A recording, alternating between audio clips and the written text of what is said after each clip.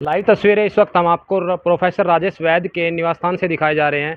देख लीजिएगा, यहाँ पर जो राजेश वैद को जिम्मेवारी सौंपी गई है, जिला प्रधान कांग्रेस कमेटी के ग्रामीण जिला प्रधान बनाए गए हैं और उनके निवास स्थान पर हवन यज्ञ कर जिला कार्यालय का उद्घाटन किया गया है। लाइव तस्वीरें देख लीजिएगा, हम आपको नीलोखेड़ी से दिखा रहे हैं। खबर को अधिक से अधिक शेयर जरूर कीजिएगा। बातचीत भी करना चाहेंगे प्रोफेसर राजेश वैद जी से।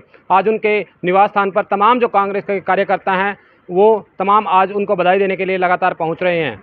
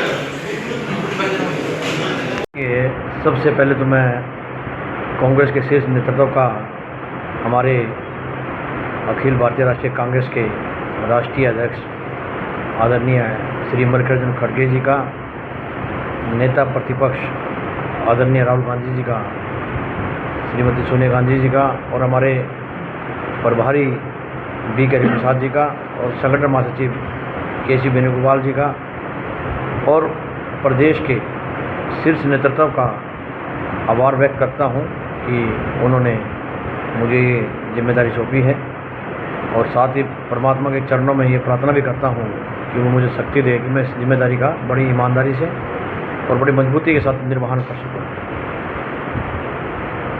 लगभग 4 विधानसभा क्षेत्र की जिम्मेदारी आपको सौंपी गई है, लेकिन चुनाव अभी दूर है। किस प्रकार से देखते हैं कि जिस प्रकार से भारतीय जनता पार्टी लगातार अब 25 तारीख को महिलाओं को 21 रुपये दिए जाएँ, क्या लगता है आपको ऐसे भाजपा जो कहती है वो करके दिखाती है? देखिए, भाजपा जो कहती है ना वो करती नहीं है। एक वादा पूरा नहीं करती, दूसरा वादा तैयार हो जाता है। अभी आपको मैं बताता हूँ, 2015 में उस समय मुख्यमंत्री जी थे खट्टर साहब, एक अभियान छेड़ा पार्टी ने, बीजेपी ने, कि बेटी बचाओ बेटी पढ़ाओ, और उस अभियान के तहत तरावड़ी में वुमेन गवर्नमेंट कॉलेज की नींव पत्थर रखा गया। आज 11 साल हो चुके हैं, अभी तक वो बिल्डिंग नहीं तैयार हुई है। तो कहाँ बेटियां कहाँ जाएंगी? कितनी गंभीर है इस बात को लेकर ये। दूसरा, बस्ती में आपके वहाँ पर एक बिल्डिंग थी एजुकेशन की, उसमें की क्या हालत, आज खस्ता हालत है, वो तैयार नहीं हुई है। दूसरा, ये क्या करते हैं, जैसे कि 15 में इन्होंने वो दिया कि 100 स्मार्ट सिटी बनाएंगे, क्या बनी क्या? अभी 2023 में अमृतकाल चल रहा था, जब देश की आज़ादी के 75 वर्ष पूरे हुए, तो इन्होंने पूरे देश में अमृत सरोवर योजना स्टार्ट की। हरियाणा में भी लागू हुआ, और हमारे ज़िले में, करनाल ज़िले की अगर बात करूँ तो करनाल ज़िले में 75 अमृत सरोवर बनने थे। आज 2025 है, नीलकंठ में 7 है, तो पूरे ज़िले में 75 अमृत सरोवर है। आप 4-5 को छोड़ के सारे 95% इनकम्प्लीट है, और वो सिर्फ और सिर्फ क्या बने हुए हैं, वो बनाए थे कि भाई 1 करोड़ रुपये दिया और उसके लिए 10,000 क्यूबिक वाटर की कैपेसिटी के बनाए थे वो। एक तो जिसने ज़मीन खोद दी वो मिट्टी बेच के खा गए, ठीक है। और आज वहाँ पर पानी खड़ा है, मलेरिया और डेंगू फैल रहा है गाँव के अंदर। और पिछले दिनों तखाना में था एक अमृत सरोवर, वहाँ 2 बच्चे डूबकर मर गए गरीब लोगों के। तो ये जो कहते हैं ना वो बिल्कुल नहीं करते। दूसरा सुन लीजिए एक मिनट। एक जिला करनाल में माननीय मनोहर लाल जी खट्टर जी ने कहा जब मुख्यमंत्री थे कि भाई 2024 जून तक ईयर मार्क्स प्राथमिक विद्यालय, प्राथमिक चिकित्सालय, पशु चिकित्सालय और ग्राम सचिवालयों को हम वाईफाई और इंटरनेट से जोड़ेंगे। जून 24 का टारगेट दिया था। क्या पूरा जिला जो मैंने बताया आपको, ग्राम सचिवालय, ग्रामीण अपना पशु चिकित्सालय और मुख्य चिकित्सालय, क्या ये वाईफाई से जुड़े हैं? जाओ गांव में देखो अभी तक। तो ये जो वादे करते नहीं, करते नहीं, पूरे नहीं करते उसको। दूसरी आपने कही कि 21 रुपये वाली बात, ये जो लक्ष्मी लाडो योजना लेकर आए हैं, इलेक्शन से पहले क्या कहा था कि इस प्रदेश की प्रत्येक महिला को देंगे 21 रुपये। अब गाइडलाइन रख दी कि भाई हम 21 रुपये महिलाओं को देंगे जिनका सोर्स ऑफ इनकम जो है, पूरे परिवार की इनकम 1 लाख से कम है। अब ये इनकम कैसे नापते हैं? ये इनकम नापने का पैरामीटर है कि एक परिवार पहचान पत्र है। अब उस परिवार में 6 लोग हैं, जो 18 साल से ऊपर है उसकी इनकम मान लेते हैं 8,000 रुपये। ये कमाता होगा, मजदूरी करता है ये। तो भाई साहब 1 लाख तो क्रॉस हो गया, तो बचेंगे कौन?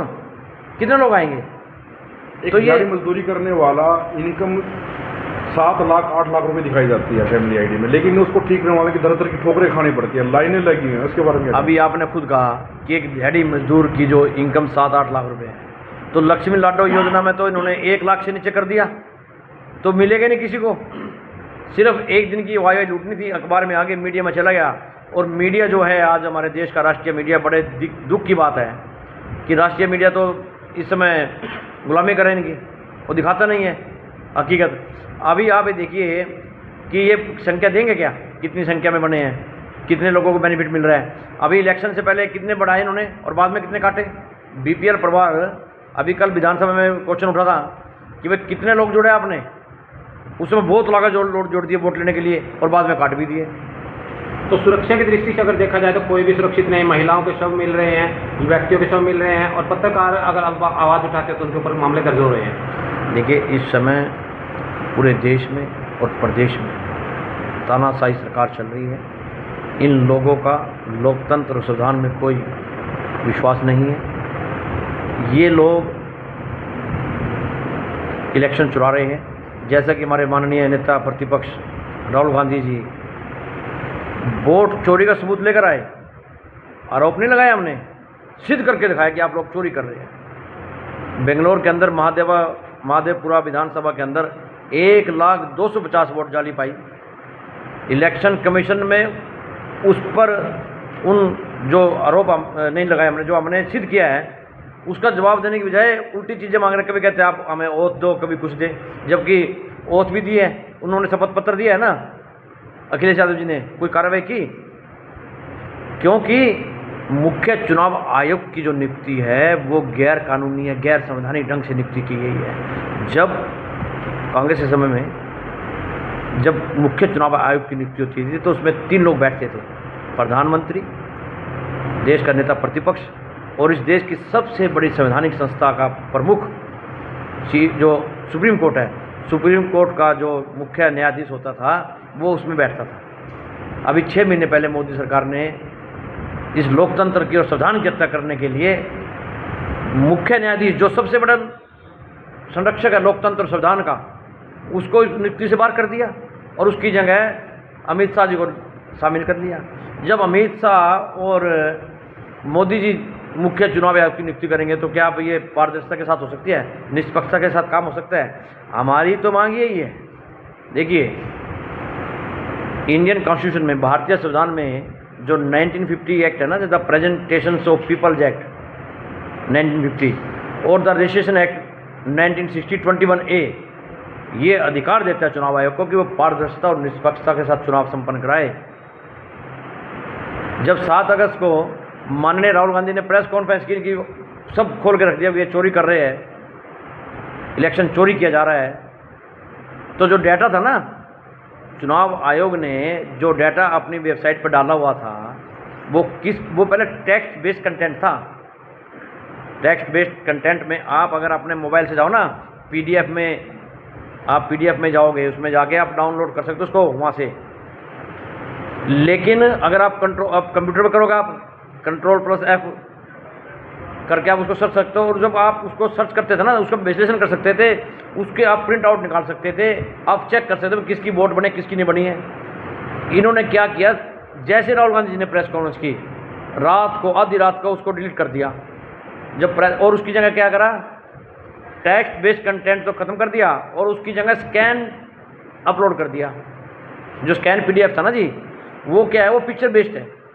जैसे हम लोग ये करते हैं ना, पेटीएम करते हैं, ये करते हैं, उसमें वो कांटे वाटे से होते हैं, वो दिखते नहीं किसकी वोट है, किसका नाम है। अगर आप उसको चेक करोगे ना जी, तो कम से कम 200-300 साल लग जाएंगे। तो ये हालत है, तो ये दिखा क्यों रहे भाई, क्लियर क्यों नहीं करते आप लोग? तो कुल मिला के इस समय इस देश में हालात बद से बदतर है। अंतर्राष्ट्रीय स्तर पर हमारी, कभी तो मोदी साहब कहते हैं कि 11 साल तो कह रहे चलो ट्रंप मित्र, मेरा ट्रंप आ रहा है, ट्रंप के पीछे लगा दिया पूरा देश। अब ट्रंप को छोड़ के चाइना की तरफ चलो, पहले कहते चाइना का बहिष्कार करो।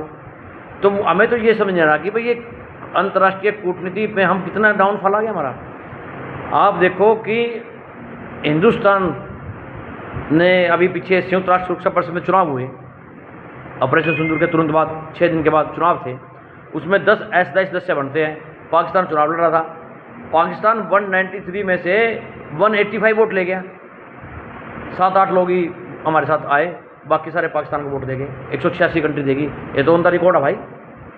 दूसरा, वर्ल्ड बैंक ने उसको कितना पैसा दे दिया, अभी कल परसों भी दिया पैसा, और हमारे ऊपर टैरिफ लगा रहे हैं ट्रंप साहब, 50% टैरिफ ठोक दिया। तो करेंसी इतनी डाउन आ गई हमारी करेंसी, रुपया कितना नीचे गिर गया। अरे मनमोहन जी के टाइम में जो डॉलर 42 रुपये था, आज वो 64 रुपये है। अगर स्विस फ्रैंक की बात करो वो 70 रुपये था, आज वो 100 से ऊपर है। अपना पौंड की बात करो तो पौंड हमारे समय में 77 था, आज 115 टच कर रहा है। मतलब बद से बदतर हालत है देश के समय। हमारे लोगों को तो लाइन में लगना पड़ता है वहाँ पर। हमारे पासपोर्ट की वैल्यू देख लो कहाँ पर है, आप किसी भी इंडेक्स में देख लीजिए आप। लेकिन कांग्रेस पार्टी ने इस देश को मजबूत बनाने का काम किया। शिक्षा की बात करें तो सेंट्रल स्कूल, केंद्रीय विद्यालय कांग्रेस ने बनाए। 1985 में हर जिले में, पूरे देश के जिले में, 654 जिले तो समय, हर जिले में एक नवोदय विद्यालय बनाया राजीव गांधी जी ने। तो भाई ये एम्स, IIT ये किसकी देन है? कौन सी देन तो है? इसरो हमारी देन है। 1954 में तो इसरो की स्थापना होगी थी इस देश में। आर्मी का स्ट्रक्चर किसने खड़ा किया? ये जितनी पैरामिलिट्री फोर्स ITBP है, CRPF है, किसकी देन है भाई? ये हमारी देन तो है, ये कांग्रेस पार्टी की देन है। तो पूरा देश समझ चुका है ये सिर्फ जुमलेबाजी करते हैं, झूठ बोलना जानते हैं। और आज आप देख लो हालात, आपने कहा था सुरक्षा तो मतलब कि गैंगस्टर जेलों में बैठे हुए हैं। एक गैंगस्टर था, उसको ये वहाँ ले गए गुजरात, वो सारों को धमकी देते रहता है। तो मतलब हालात तो बद से बदतर है, महिलाएं सुरक्षित नहीं है। वैसा क्या कहना चाहेंगे? भारतीय जनता पार्टी हर गांव हर गली में गई है, पन्ना प्रमुख बूथ सदर पर, लेकिन आपको जिम्मेवार सौंपे, आप किस तरह से, किस प्रकार से गांव में जाएंगे? बिल्कुल, देखिए हमारा सबसे जो जिला प्रधान होता है ना, उसका सबसे मुख्य कार्य होता है संगठनों को मजबूत करना। और हम सब साथी एकजुट होकर, सभी सीनियर साथी एकजुट होकर पार्टी का संगठन हम मजबूत करेंगे।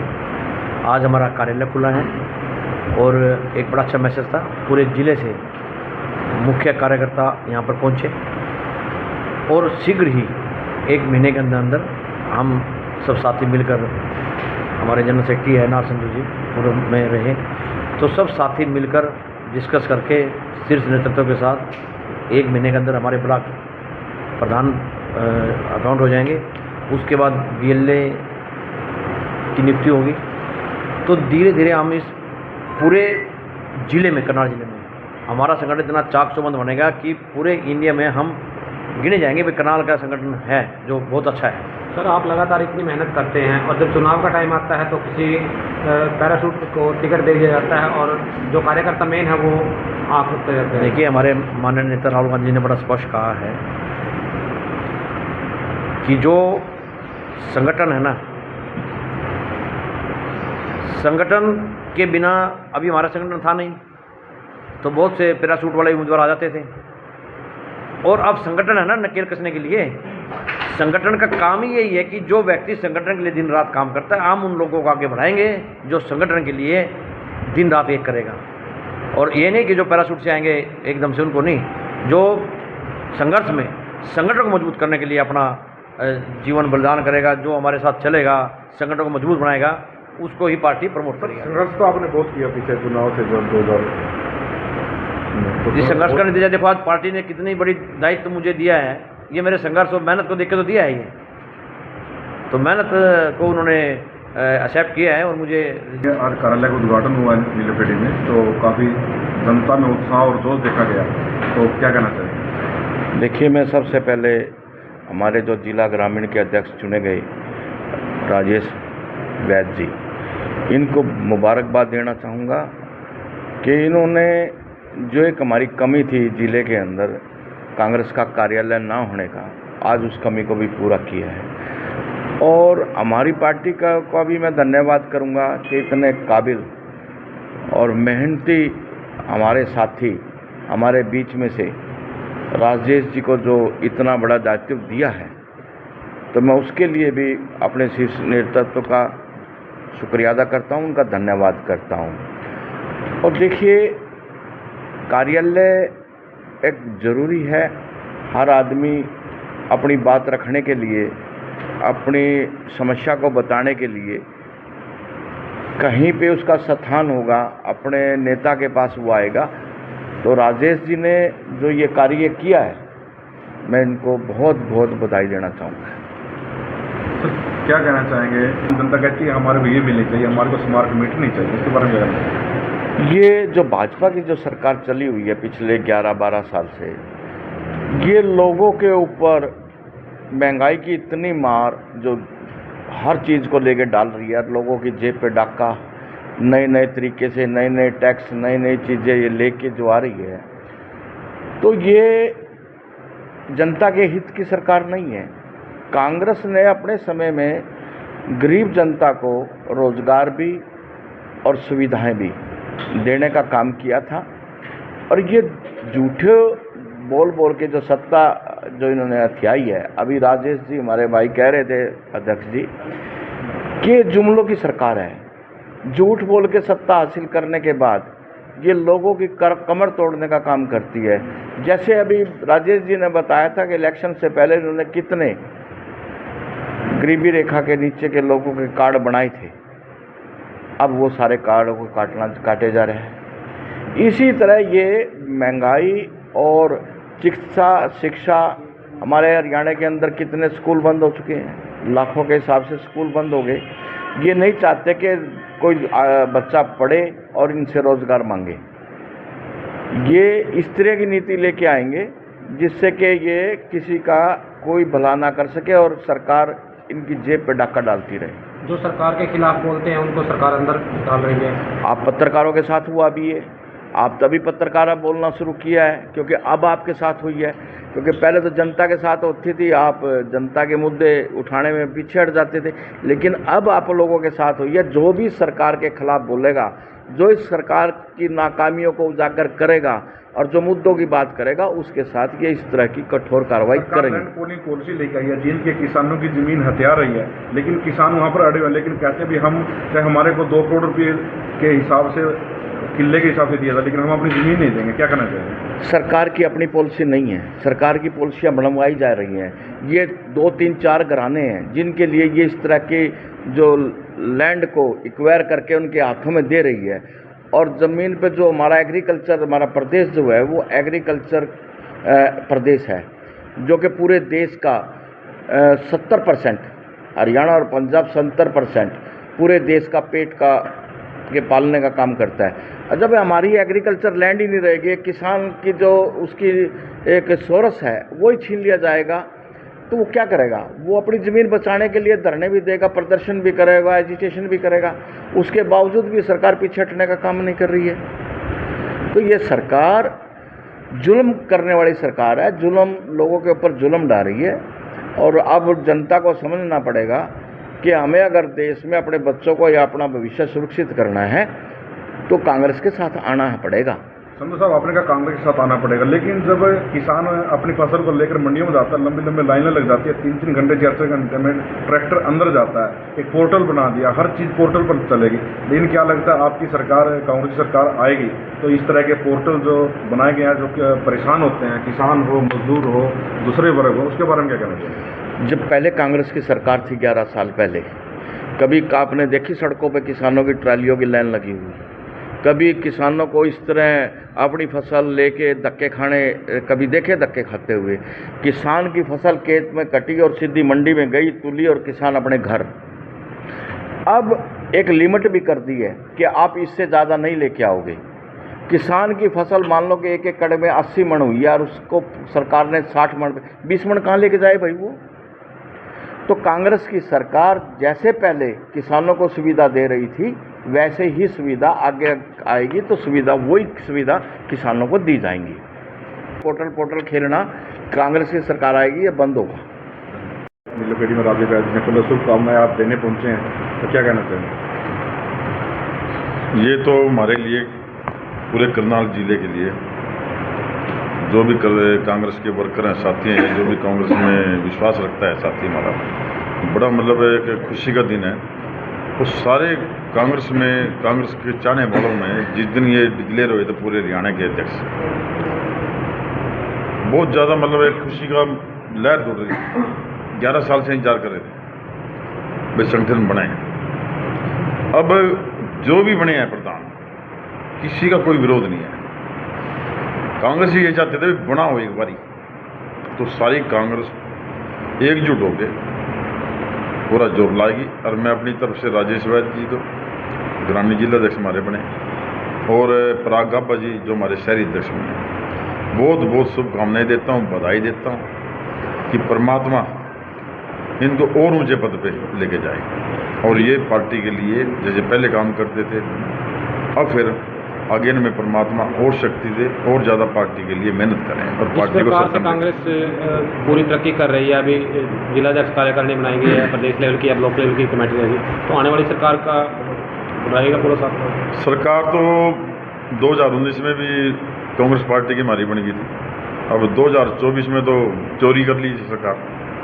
अब सारे के सारे जो घपले इन्होंने मतलब जैसे इलेक्शन जीतने के लिए करे थे बीजेपी वालों ने, वो सारे के सारे उजागर होने लग रहे हैं। महाराष्ट्र का हो रहा है और हरियाणा का हो रहा है। हमारे जो राष्ट्रीय नेता हैं राहुल गांधी जी, वो खुद अपने भाषणों में करे हैं बात। और हमारे जो मतलब पूर्व सीएम है चौधरी भूपेंद्र हुड्डा जी, उसने भी खुद कहा है चुनाव आयोग को, भाई चुनाव आयोग एक एफिडेविट दो भाई बेईमाना नहीं हुआ है। मैं 24 घंटे में साबित कर देंगे कितना बेईमाना हरियाणा के अंदर मतलब इलेक्शन में किया है। तो क्या लगता है चुनाव आयोग इतनी उसके बाद भी चुनाव आयोग कोई रिपोर्ट पेश नहीं कर पा रहा? तो उसमें चुनाव आयोग की गलती है तो उसने करना चाहिए। अगर वो मतलब सारे साफ सुथरा और सच्चा है तो जो भी उसके पास है मतलब ये जो सवाल पूछ रहे हैं विपक्ष, उसका जवाब दो। राहुल गांधी जी पूछ रहे हैं, सारा विपक्ष जो इकट्ठे होकर पूछ रहे हैं, कांग्रेस पार्टी पूछ रही है, और उसका जवाब देना चाहिए उन्होंने। तो क्या लगता है सरकार की मिलीभगत से चुनाव जीता?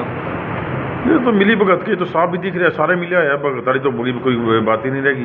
ये भाई उसमें जो मतलब सिलेक्शन होती थी तो पहले विपक्ष का नेता को लिया करते थे, उसमें वो भी हटा दिया शायद अभी इन्होंने। जो सारे का, और फिर जो रिकॉर्ड रखने का टाइम था पहले जितना भी था, साल 2 साल कितना होता था या 5 साल का, वो भी कटा के बिल्कुल ही 2-3 महीने का कर दिया, 3-4 महीने का। वैसे इसके बाद कोई जब मतलब रिकॉर्ड ही मिलेगा, डाटा ही नहीं रहेगा चुनाव का।